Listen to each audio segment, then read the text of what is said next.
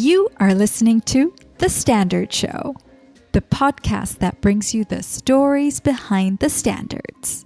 Hello, this is Matthew Giles. And I'm Cindy Parakill. Standards. Well, they affect all of us, every day, everywhere. By defining good practice, they help people, organisations, the economy and society do things better. And every year, standards-making bodies around the world publish thousands of them for all sorts of things. For some of the big stuff that affects all our lives, like ISO 22000, an international standard that helps food producers and suppliers around the world manage risks and keep our food safe. And it's not just the big stuff, it's the small stuff too. There's a standard for pen caps, which reduces the risk of asphyxiation if children accidentally swallow pen caps. Amazing, really. And then there's everything in between, from standards that help organizations protect customer data and strengthen cybersecurity, to those that guide the safe and effective use of AI in medical devices, to those that ensure the cables that charge our smartphones work reliably. In fact, if you viewed the artwork for this podcast episode or taken a photo on your smartphone today, you've likely relied on JPEGs, all made possible by the standard ISO IEC 10918 that defines how these images are compressed and displayed worldwide. And standards like these are made by standards makers. Tens of thousands of people from around the world who get together to agree good practice to the way things are made and done, all helping to make life easier, safer, and more enjoyable. Now, this episode of The Standard Show is my conversation with one of those standards makers, Yussuf Shoyoye. Yussuf is a standards and compliance engineer with SKA Observatory, an international organisation building the world's most powerful radio telescope to study the universe. And he is a standards maker through BSI Committee CAS 1, working on standards for conformity assessment, the process of checking that a product, service or system meets specified standards, regulations or requirements. In 2025, he represented the UK, BSI and its partners on the IEC Young Professionals Programme, the prestigious professional development initiative that brings together the next generation of expert engineers, technicians and managers from around the globe. I spoke to Yussuf about why he is a standards maker, the impact it's had on his career, and his advice to anyone looking to get involved in standards. Given that Yussuf has standards in his job title, I started by asking him about just how important standards are to his job. Well, my current role, title of my job right now gives it away. I'm a standards engineer. So everything I do, it's all about standards and assessing conformity to those standards. So standard is the life of what I do. Like it's pivotal to what I do. I can't have my job without standards. So in short, it's absolutely key to my job. I work with a broad spectrum of standards. Internally, management system standards are my thing. Externally, with our contractors, it's mostly a mix of, depending on the product, safety, environmental, PCBs, mechanical structure and the like. So it's a broad spectrum. So it's difficult to really say that this is the standard that I use most frequently. But if I would say that which standards are my key ones, it's basically the IEC 62368 Part 1 standard, the IEC 60068 Part 2 series of environmental testing standards. Then when we talk about the management system standards, 9001, the occupational health and safety standard 45001, those are the key, the most common standard that I'm currently working with. So it's a kind of difficult question for me to pinpoint what standards am I really working with, because my role is also an advisory role. So when people have issues with standard, I'm the first point of contact, clarifying whether the standard applies, or how can I access the standard, Usually we got BSI knowledge that as our main source of standards. How can I access it? How can I make sense of the standards? Can you put me through what the standard scope of standard is? How is it relevant for what I want to do? How can I actually translate the requirement, recommendation of the standard into practical actions for what I want to do? So, basically, my point is, I might claim to work with certain standards, but I can never tell what's going to come tomorrow. I could get an email now asking for something about a standard that I've probably never had anything known out of before. But given my experience, I can easily go to the scope and then identify and then try my best to help make sense of it. And that's standards that you're working with then with your job. And as you say, you're working with some specific standards, but then there might be a surprise you get each and every morning, which is quite nice. How about then the standards that you make? I'm interested about your role as a standards maker. What standards are you involved in developing? So I am a member of the BSI committee, the BSI Conformity Assessment Committee, CAS1. CAS1 is a mirror committee, UK mirror committee of the ISO CASCO, which is a Conformity Assessment Committee. And basically, we currently have over 30 standards that are within the scope of what we work with. The committee is responsible for the UK's input to the ISO CASCO committee. There's also a joint technical committee between SNELEC and CEN, which are the European standard making bodies. And basically, we suggest for a review of certain ISO IEC 170 XS series of standards. So basically, I make conformity assessment standard that are used for product assessment, for processes, for product, for management systems, and for inspection and laboratories and testing organizations.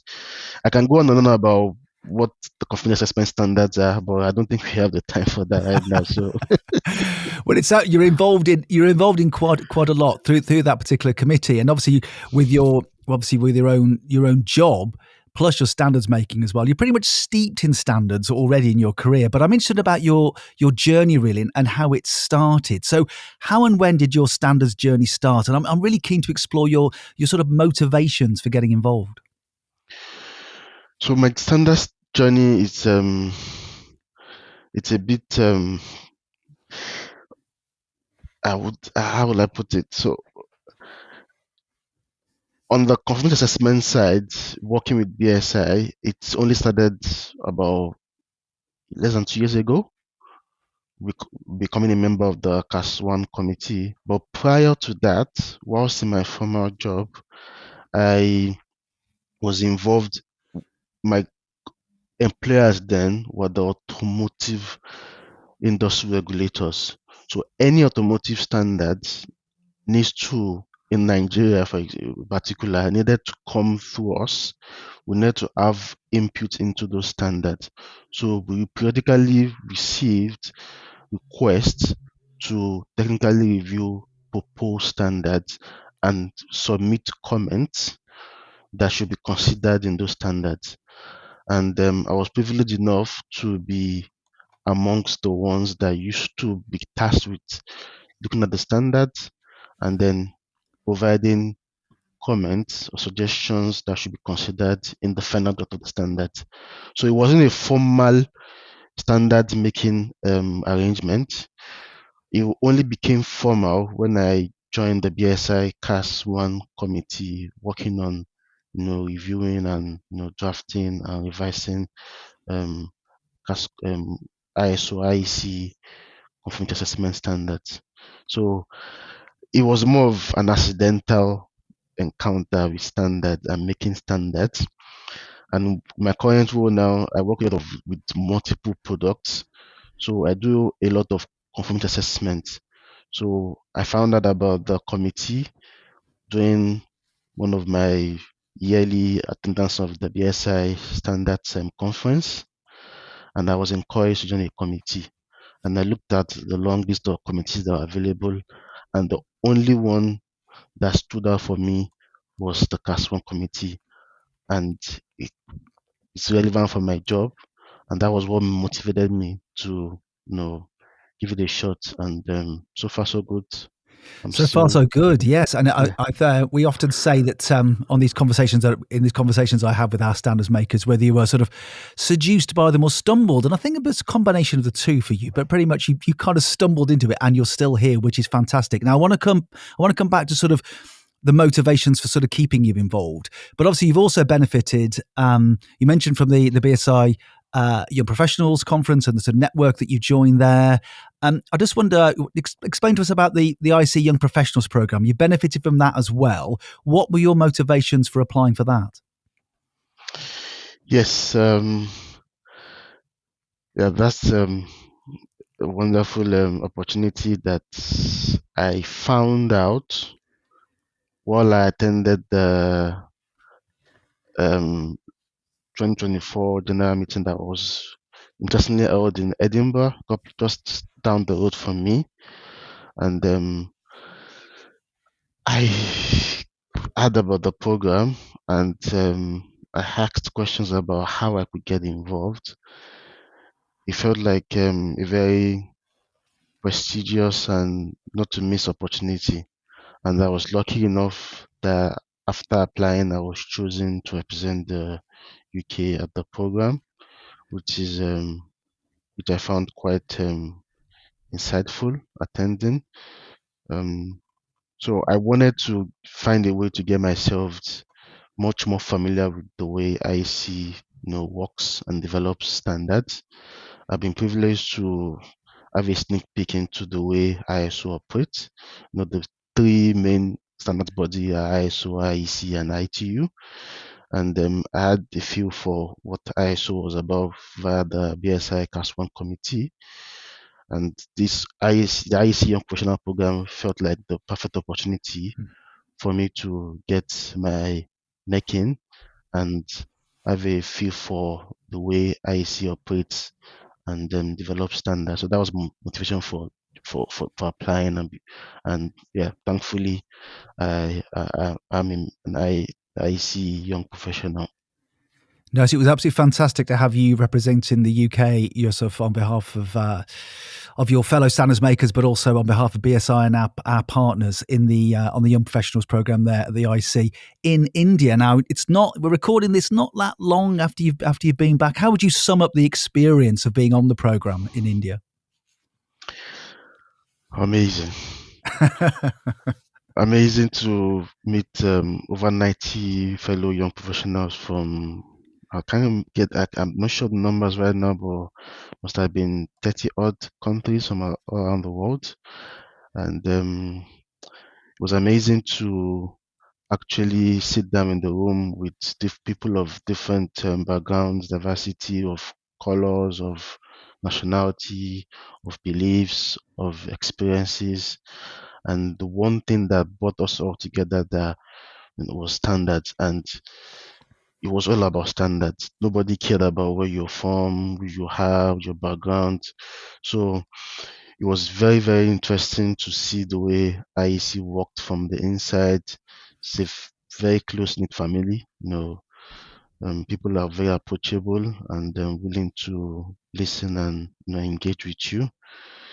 The 1 week felt like just one day, it just flew by because it was a packed week. So many things to unpack from the boot camps, but the highlight for me was the breakout session, which I was opportune to be in, which was about looking at the IECEE schemes from the lens of a young professional, and it culminated in an amazing video that was made by my colleagues and I. It was I'm sure you hear about it very soon. It's called Leo the Light Bulb. It basically tried to simplify a seemingly complex idea of what does the IEC scheme conformity assessment scheme really means, and how can companies or organizations benefit from using it. So that was the highlight for me. And then if I could, I would do it again without batting the eyelid. So yeah, once again, I would like to appreciate BSI and the partners and BK and BMA, and also the IEC and the BIS for hosting. What was definitely the highlight of this year for me. Well, unfortunately, Yussuf, we won't be able to send you on it again, but it is great that you enjoyed it so much that you'd love to do it again. You mentioned earlier about your sort of motivations for getting involved in standards. I know you're relatively early on in your standards making career, but what's keeping you involved? Are the motivations the same? Yes, they still are. I mean, it's too early for me to lose motivation. I've only been a member of the CAS 1 committee for about 2 years now. I'm still learning the ropes, still have a lot to learn. So what motivated me, like I said, was having to get involved in making standards that are a corner piece of most of the product that we use. Virtually all the product that we currently use in the world right now are conformity assessed, and they are type rated, and and we've got different kinds of markings on most products. And then it's a privilege to know that I'm a part of the committee, or just a little piece in the big cog that actually writes the standards that keeps people safe and people confident in the quality of what they are getting. So that's been my motivation to try my little best to make an impact on the world, and writing the standards that is used to assess conformity of products and services and processes. It's enough motivation for me to keep going. You talked about impact there, Yussuf. I just wonder, you say it's early days, but what's been the impact so far, do you think, of being a standards maker on your career? It's made me fully understand why we need to do what we're doing in terms of conformity assessment and doing it the right way. Because when you are sitting in the committee, you're sitting in the room, and you're understanding, you're reading the rationale for why they're proposing certain changes in the standards. It gives you that sense of belonging, sense of knowing that this is going to make a positive impact in people's lives. My job is all about implementing standards and ensuring conformity of assessment of conformity of the product to the standards. So I've in particular had to use some of the standards that I've been developing too, and try to guide some of our suppliers to use them. So in a way, I'm benefiting from using the standards that I'm making, and then feeding back some of the concerns, some of the feedback from using it, and using it to improve the standards making process. And about the your employer as well, what about the impact of you being a standards maker sitting around the table? What impact is there for the employer? SKO is a groundbreaking project. We pride ourselves on the fact that we're building what's going to be the world's largest telescope, and we are also laying the foundations for the next generation. So it's essential that uh, we are involved in also developing the standards that would shape the future. So conformity assessment is something that affects every single one of us, whether we know it or not. So many of the discoveries that have been made have related to astronomy, and it's always it's a no-brainer for someone like me representing the SKO to ensure that we are actually you know implementing the right standards, but we wouldn't be able to implement right standard if you are not at the seat of we are not at the table, influencing how standards are being made, and feeding back on some of our experiences of developing groundbreaking products and telescopes. Now, Yussuf, I know you've only a couple of years into your standards making journey, but could you pick out a highlight for me? What's been your proudest standards making moment so far?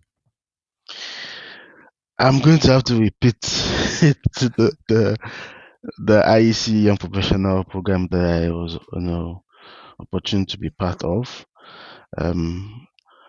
No doubt that part of the reasons why I was chosen was because of my involvement in making standards. So for me, the highlights so far, I'm hoping I will have much more, highlights in the coming months and years, is just representing the UK as one of the 3 young professionals at the last IEC general meeting. Well, let's talk about the sort of future then. What's next for you in your standards journey? Yes, so I'm currently involved with the committee.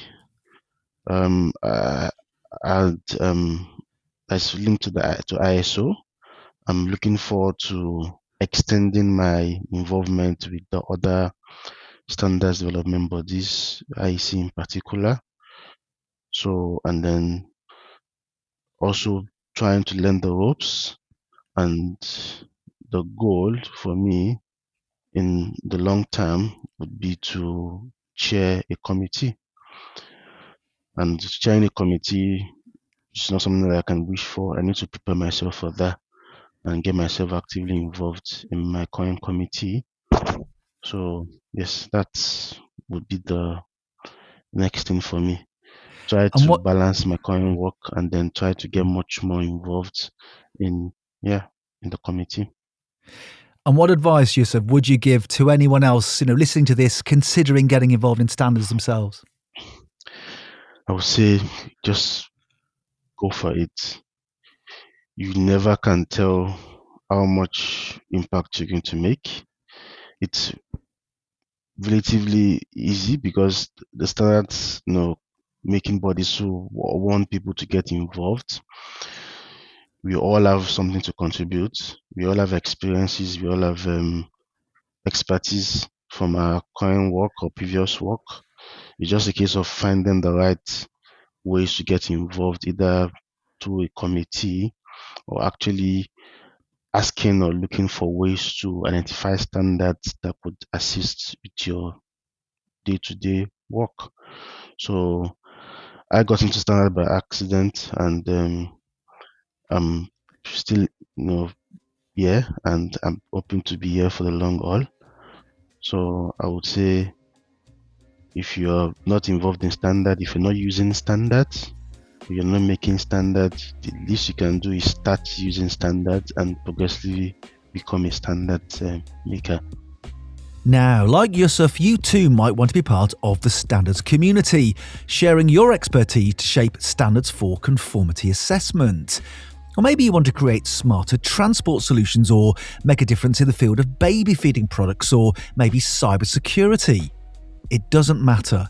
Whatever your thing, get involved in standards. We welcome applicants from all fields, backgrounds and career stages. Our goal is simple: to have a balance of perspectives around the table. So start that standards journey now. Details of how to do so are in the show notes. And the show notes are also where you can find details of our socials and all the other ways to get in touch with us here on The Standard Show. You have been listening to an episode of The Standard Show, the podcast that brings you the stories behind the standards. You just heard a Stripped Media production.